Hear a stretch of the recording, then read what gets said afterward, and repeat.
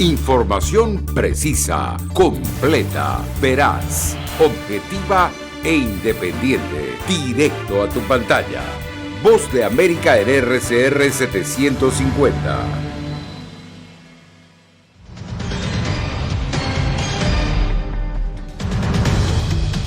Estados Unidos determina que Rusia ha cometido crímenes de guerra en Ucrania.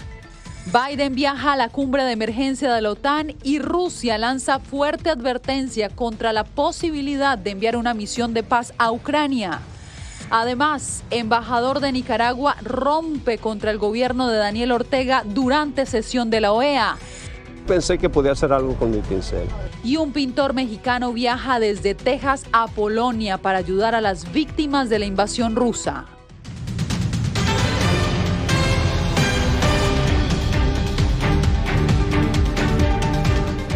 Desde Washington comienzan las noticias. Bienvenidos al Mundo al Día.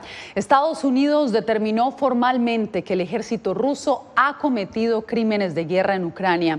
El secretario de Estado Antony Blinken emitió la declaración horas antes de que el presidente Joe Biden asista este jueves a reuniones de emergencia de la OTAN y del Consejo Europeo en Bruselas. Vamos en vivo a la Casa Blanca con Jacopo Luzzi, quien nos tiene todos los detalles. Jacopo, te escuchamos.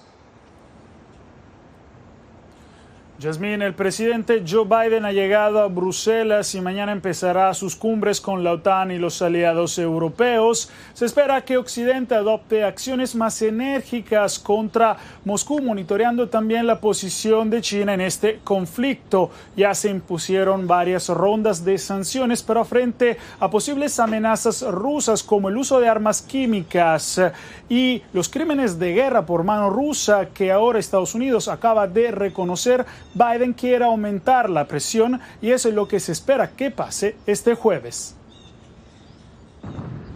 Con un espíritu de unidad y cohesión entre los aliados occidentales que no se veía en décadas a consecuencia de la invasión rusa de Ucrania, se espera que el presidente Joe Biden anuncie nuevas sanciones contra Moscú. En particular, ahora que Estados Unidos reconoció formalmente después de sus investigaciones que Rusia ha perpetrado crímenes de guerra en Ucrania.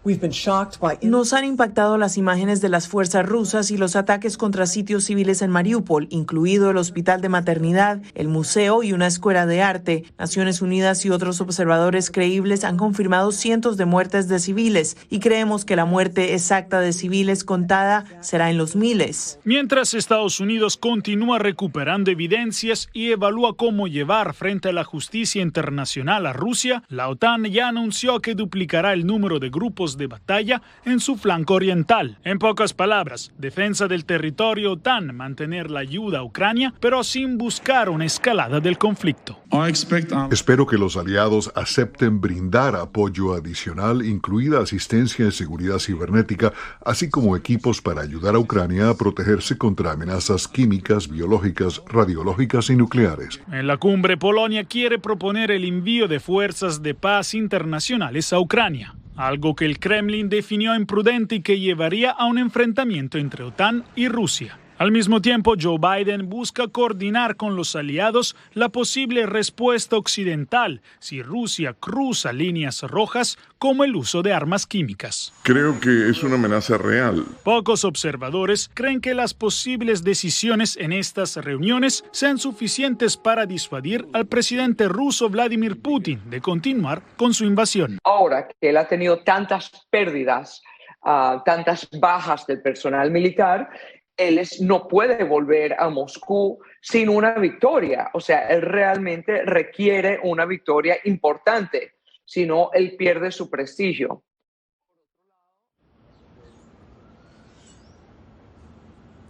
Ucrania no participará en la cumbre, ha pedido más ayuda militar y humanitaria, pero sus demandas de que la OTAN establezca una zona de exclusión aérea para proteger a su pueblo o el envío de jets militares han sido ya rechazadas y la alianza dejó en claro que no se arriesgará a una guerra total con Rusia. Jacopo, muchas gracias por este reporte. Bien, y con una amenaza de confrontación respondió Moscú a la posibilidad de que la OTAN envíe una misión de paz a Ucrania. Esto mientras tropas rusas recrudecen los ataques contra la población civil ucraniana. Laura Sepúlveda nos tiene lo más reciente en el siguiente reporte. Mariupol recibe ataques desde el mar, cohetes lanzados desde embarcaciones rusas, mientras Kiev registra otro tipo de explosiones, ante lo que su alcalde advierte que la gente necesita estar a favor de Rusia o de Ucrania, pero no en el medio. Estamos escuchando un ataque con bomba en este momento. Van a ser más. De 264 civiles había 4 niños. En este momento, más de 300 personas en los hospitales, hay heridos en los hospitales y 16 de ellos niños. Alrededor de más de 80 edificios destruidos. Según cifras de la OTAN publicadas este miércoles, se estima que entre 7.000 y 15.000 soldados rusos han muerto en estas 4 semanas de conflicto. El canciller ruso Sergei Lavrov acusó a Ucrania de cambiar constantemente su posición durante las negociaciones diplomáticas en curso y lanzó una advertencia amenazante a la OTAN ante el posible envío de una misión de paz a Ucrania. Espero que sepan de lo que están hablando. Esta será la misma confrontación entre las Fuerzas Armadas rusas y de la OTAN que todos, no solo quisieran evitar, sino que digamos que para empezar, nunca debería suceder. Posibilidad que se ha abierto ante una solicitud de Polonia que además busca la expulsión de aparentes espías rusos en su territorio. La Agencia de Seguridad Interna, ABW, ha preparado una lista de 45 personas identificadas que trabajan en Polonia bajo la llamada cobertura diplomática, pero llevan a cabo actividades de inteligencia de facto contra Polonia. En otro escenario está Bielorrusia, que pide a algunos diplomáticos ucranianos que salgan de su territorio. Laura Sepúlveda, Voz de América. Entre tanto, en la ONU se debaten varios proyectos de resolución enfocados en la ayuda humanitaria en Ucrania. Este miércoles, Sudáfrica presentó una resolución ante la Asamblea General, dejando ver un inesperado respaldo a Rusia. Nos enlazamos con Ángela González en Naciones Unidas. Ángela, ¿qué tal? ¿Cuántos proyectos se debaten en estos momentos en la ONU? Yasmín, se debaten 3 proyectos de resolución, el que está presentado por Ucrania y también uno reciente de Sudáfrica que se debaten en la Asamblea General y el de Rusia que se resucitó en el Consejo de Seguridad. Esto también se está esperando pues que también tenga votación esta misma tarde. Todos tienen la intención de poder mejorar la ayuda y también el respeto a las leyes humanitarias internacionales. Sin embargo, las condiciones para lograrlo los convierten en rivales. En las próximas horas, la 11ª sesión de emergencia de la Asamblea General deberá votar por la resolución patrocinada por Ucrania, impulsada por México y Francia, y que ya ha recibido el apoyo de al menos 78 países. El embajador ucraniano hizo un fuerte llamado a los miembros vacilantes. No hacemos un tabú sobre la identidad de los asesinos anonimizándolos. No somos víctimas de ningún síndrome de Estocolmo, tomando café con un asesino en serie en el Salón de Delegados o en el Café Viena. Piénselo cuando voten. En una alianza inesperada, Sudáfrica sometió un borrador de resolución humanitaria que recibió el apoyo de Rusia. Deberá ser considerado luego de la primera propuesta de resolución. A pesar de ser el país auspiciador, Sudáfrica no ofreció un discurso para presentar su proyecto ante la Asamblea.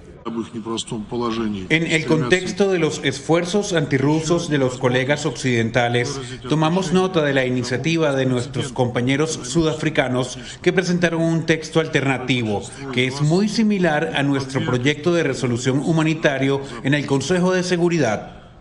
El proyecto de resolución de Rusia fue reactivado ante el Consejo de Seguridad y su votación también deberá llevarse a cabo en las próximas horas, con la atención puesta en la posición que tomará China. No nos vamos a meter en cuál de las resoluciones se han discutido. No lo haremos. Esa es prerrogativa de los Estados miembros, no para que intervenga el secretario general. Lo único que de verdad nos ayuda en este y cualquier otro tema son fuertes voces unidas de los miembros. Y aunque estas resoluciones en realidad no impactan directamente el trabajo de la ONU sobre el terreno de conflicto, sí son una declaración política que determina de qué lado están los países.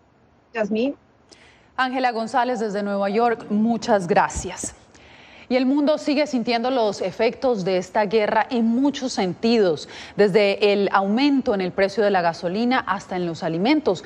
Expertos coinciden en que la inflación ocurre en el peor de los momentos. Diva Lizeth Cash nos explica. En el gas y hasta en el precio de alimentos básicos se han sentido los efectos de la guerra en Ucrania justo en el peor de los momentos, creando una especie de tormenta perfecta. En un momento en que muchos lugares ya están paralizados por los desafíos que plantea COVID, por las interrupciones políticas en otros lugares, por sequías e inundaciones y otros desastres naturales. Desde hace 2 años los precios han estado subiendo. El mal tiempo dañó muchos graneros en el mundo. Ahora las reservas son bajas e impulsaron precios récords. Las líneas logísticas están muy interrumpidas en este momento, por lo tanto las semillas no llegan, el combustible no llega, el fertilizante no llega. Hemos llegado a ese límite en el que cada cambio, cada pequeña cosa tiene un impacto muy grande. En el 2011, el aumento de los precios del pan desencadenó la protesta de la primavera árabe. Por otra parte, el aumento en el costo de la energía encarece todo envío. La buena noticia podría ser que los agricultores probablemente siembren trigo en tierras de soya o maíz, lo que eventualmente debería bajar los precios. Esa parece ser la forma principal en que estas crisis se resuelven, inevitablemente mediante la respuesta de la producción en otras partes del mundo. Diva Lizeth Cash, Voz de América. A Quito llegó Diego Moncayo, un estudiante ecuatoriano que tardó en escapar del conflicto armado en Ucrania porque por error se desplazó hasta una ciudad cercana a territorio ruso. Néstor Aguilera nos trae el reporte.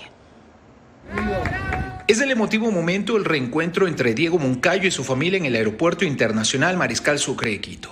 El estudiante retornó al país luego de haber permanecido durante poco más de 3 semanas atrapado en un alejado pueblo del noreste de Ucrania. Me encantaría expresar mi gratitud hacia las autoridades ecuatorianas que estuvieron trabajando en mi caso y fueron muy activos, y gracias a ello pude estar aquí con mis seres queridos.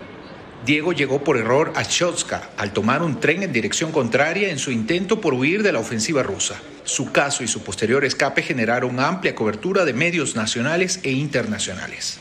De la ciudad de Poltava tuve un poco de inconvenientes con los soldados. Me amenazaban un poco, incluso eran un poco intimidantes conmigo. Me mostraban sus pistolas, me mostraban sus armas, pensaban que yo era un separatista. Tras largas gestiones del gobierno ecuatoriano, Moncayo se reencontró el pasado jueves en Cracovia, Polonia, con el viceministro de Movilidad Humana, Luis Vallas, enviado a ese país para liderar una operación destinada a repatriar a ecuatorianos en Ucrania. Todavía tenemos ecuatorianos en Ucrania. Son pocos, tenemos contacto con ellos, dejamos ahí a 14 compatriotas. Y tenemos alrededor de 7 personas que se están movilizando dentro del territorio ucraniano hacia la frontera. En 3 vuelos humanitarios, el gobierno ecuatoriano gestionó el retorno de 657 ecuatorianos, 43 ucranianos, 11 colombianos, un peruano, un egipcio y un bielorruso. Néstor Aguilera, Voz de América, Quito.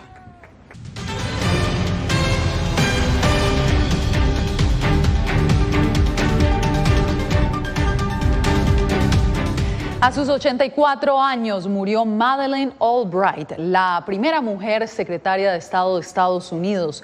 Albright fue una figura central en la administración del presidente Bill Clinton y tras ser embajadora de Estados Unidos en la ONU, dirigió la política exterior después de la Guerra Fría, defendió la expansión de la OTAN y presionó para que la alianza interviniera en la guerra de los Balcanes y detuviera el genocidio y la limpieza étnica. También buscó reducir la proliferación de armas nucleares y defendió los derechos humanos y la democracia en todo el mundo.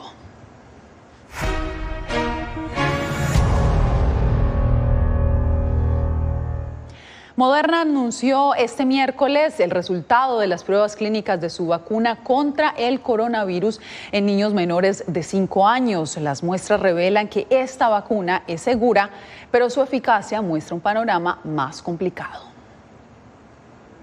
Noticias alentadoras desde los laboratorios de Moderna. La farmacéutica anunció que su fórmula de vacuna para niños entre 6 meses y 5 años de edad registra una efectividad similar a la proporcionada a los adultos. Y la muy buena noticia es que cumplimos con el criterio principal de valoración de ese estudio, lo que significa que la vacuna proporciona el mismo nivel de protección contra COVID en niños pequeños que en adultos. El ensayo clínico se practicó en casi 5.000 infantes y 11.000 médicos pediatras aproximadamente, localizados en Estados Unidos y Canadá. No obstante, la investigación determinó que la vacuna es menos eficaz en casos con la mutación de la subvariante de Omicron en comparación a los linajes anteriores. Ahora se espera la petición de la FDA para el uso autorizado en este rango de edades durante las próximas semanas. En los hospitales pediátricos se vieron muchos casos de COVID-19 este último invierno y la buena noticia es que tenemos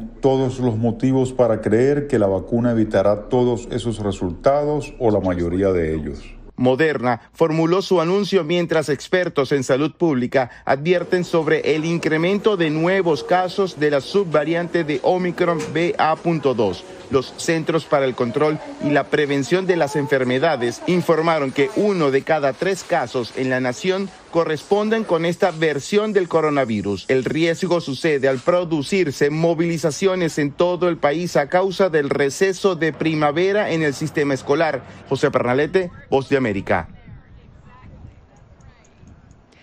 La furia de los tornados azotó a varios estados del sur de Estados Unidos, esta vez en Oklahoma y Luisiana. El fenómeno estuvo activo durante la noche del martes y la madrugada de este miércoles, derrumbando a su paso postes de electricidad, viviendas, edificios y automóviles. Las autoridades registran innumerables destrozos y cortes en el suministro eléctrico. Hasta el momento se registra un deceso en el estado de Luisiana. La Guardia Nacional desplegará 300 efectivos para asistir en labores de restauración.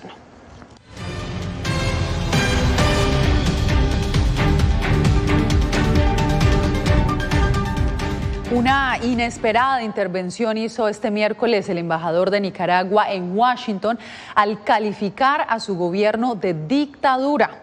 La sorpresiva ruptura con Daniel Ortega ocurrió durante una sesión de la Organización de Estados Americanos. Donaldo Hernández nos trae la información. El embajador de Nicaragua en la Organización de Estados Americanos, Arturo Macfield, quien hasta hace unas semanas defendía el gobierno de Daniel Ortega, cambió repentinamente su postura este miércoles, en una sesión ordinaria del organismo regional. Denunciar la dictadura de mi país no es fácil, pero seguir guardando silencio y defender lo indefendible es imposible. El diplomático aprovechó el espacio para denunciar la falta de libertades políticas, así como las difíciles condiciones que viven los presos políticos y los exiliados. Desde 2018 Nicaragua se convirtió en el único país de Centroamérica donde no hay periódicos impresos, no hay organismos de derechos humanos. Los embajadores de varios países mostraron su solidaridad con su homólogo nicaragüense. Primero porque ha calificado a su país de dictadura, situación en la que coincidimos. Segundo, porque estoy consciente de los riesgos, peligros y acechanzas que eso le acarrea desde este mismo momento. Para el analista Ricardo Lizano, ex embajador de Costa Rica en la OEA, la postura de Macfield tendrá un efecto. Va a ser un golpe muy fuerte para la dictadura porque va a perder ese argumento de que es víctima de una campaña internacional. El gobierno de Daniel Ortega, a través de un comunicado, expresó que Arturo Macfield no los representa, por lo cual ninguna declaración suya tiene validez. Donaldo Hernández, Voz de América. Migrantes centroamericanos que esperan en Ciudad Juárez por una cita migratoria en Estados Unidos enfrentan serias dificultades para suplir sus necesidades más básicas. Alejandro Saldívar nos dice cómo muchos buscan trabajo para sobrevivir. Para los migrantes que buscan alcanzar el tan anhelado sueño americano, México representa un país de paso, pero algunos han decidido convertirlo en su nuevo hogar. Ellos vienen también huyendo de su realidad de pobreza, de violencia. no quieren quedarse en México y aunque pudieran, pues no tienen el permiso o estar regularizados aquí en el país. Ellos más bien buscan también el asilo político. Para este migrante hondureño, a pesar de contar con papeles para permanecer en México legalmente, ha sido difícil encontrar trabajo ante la exigencia de otros documentos. Se batalla mucho, en el caso como normalmente siempre piden credencial, piden que el RFC y pues cuando uno consigue un trabajo aquí en México nos toman como sobrevalorados, la paga es muy baja. Mientras que algunos migrantes viven un calvario por la falta de documentos que acrediten su estancia legal en México, otros tienen éxito y logran regularizar su permanencia. Se siente bien, la verdad se siente bien. Ya no me siento como las primeras veces que pues no tenía mi permiso, que tienes que andarte cuidando para todos lados de migración y todo eso, pero pues ya ahora ya estoy mucho mejor, ¿no? Estos migrantes navegan entre el éxito y el fracaso en el lado mexicano de la frontera. Ante la tardanza de sus procesos migratorios en Estados Unidos, han convertido la nación azteca en su nuevo hogar. Alejandro Saldívar, Voz de América, Ciudad Juárez, México.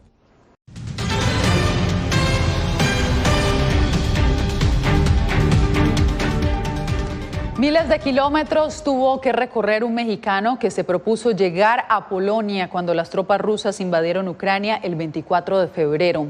Roberto Márquez sintió que podía ayudar a miles de víctimas a través de su arte y nuestra enviada especial Celia Mendoza pudo retratar su trabajo. Veamos. Estamos aquí haciendo frente, vamos a ver hasta dónde llegamos. Roberto Márquez, Zacatecas, mexicano 100%. Vivo en Dallas, Texas. Y vino acá porque escuché que la gente aquí de Ucrania está viviendo una situación muy difícil. Y uno de los primeros llamados que hizo el presidente Zelensky, el presidente de Ucrania, fue que necesitaba ayuda. Y yo pensé que podía hacer algo con mi pincel. Y aquí estoy, mire. Tengo planeado trabajar 3 obras en protesta y en este caso apoyo también a los ucranianos. Ya hice la primera aquí en Warsaw Central. De hecho, no tenía planeado quedarme allá, pero vi que era el lugar indicado porque había muchos refugiados ahí. De hecho, hice voluntariado por un día y medio y trabajé una obra del mismo tamaño, diferente tema. Los 3 están relacionados, pero diferente, como que es más suave y cada vez como más intenso porque es la misma situación que está pasando con la invasión. 2 cosas más es que moralmente uno se siente bien, ¿verdad? Porque es una situación bien difícil y cualquier ayuda yo pienso que es muy importante. Y la otra, que es una responsabilidad de mi profesión. A lo que me doy cuenta aquí, parece que esto todavía no se sabe si va a durar un año o va a durar un mes o un día. Tal parece que no se va a terminar pronto, no se va a acabar. Entonces, yo pienso que eso nos afecta a todos ya y más de lo que ya pasó, ¿no? Es que la gente se dé cuenta que aunque sea pobremente de México venimos a apoyarlos y es un artista que viene con un arma también bien potente. Yo pienso que es más potente que la de los rusos, es un pincel. Qué buena iniciativa. Bien, el nacimiento de una hermosa bebé ha traído esperanza en medio del horror que vive Ucrania. La llegada de Katia ha llenado de alegría y consuelo un hospital materno-infantil ubicado en la ciudad portuaria de Mykolaiv. Katia nació justo un día antes de que una bomba cayera muy cerca de este hospital. Afortunadamente, el personal evacuó a los pacientes solo 20 minutos antes de la explosión. Y como esta bebé, muchos más han nacido pese a los ataques de Rusia. Con esto me despido.